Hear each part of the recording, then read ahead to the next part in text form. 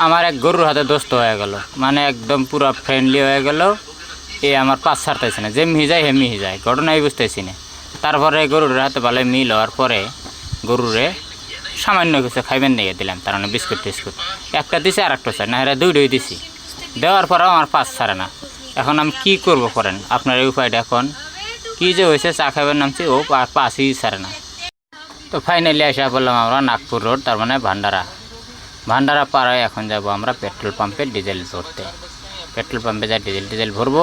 আর finally পাওয়া গেলাম petrol pump. এখন পেট্রোল পাম্পের পার্কিংয়ে ঢুকাই দেবো গাড়ি। ফাইনালি নাগপুর মৌদা পাম্পে এসে গেলাম আমরা পার্কিংয়ে। এখন বানাবো আমরা খাওয়া দাওয়া। দুই গাড়ি দুই একদম বরাবর করে রাখে আমরা বানাবো গেলাম গাড়ির তলে খাওয়া দাওয়া। তো যেহেতু আমার সব কিছু নামান রেডি হয়ে গেছে, সবজি টবজি ফোটা সব রেডি। এখন আমরা বানাবো একদম সহজ সবজি, আলু টমাটোর আর হইল গিয়া কবি আর হইলো আন্ডা সিদ্ধ। এটা হইলো আমার ভাগ্না, এটাই ভাগ্নার গাড়ি। ওর গাড়ির তলে আমরা খাওয়া দাওয়া বানাইতেছি। তো এখানে খাওয়া দাওয়া বানাইয়া আমরা করবো গাও ধুমু, আমরা গাওটাও ধুয়ে চলবো।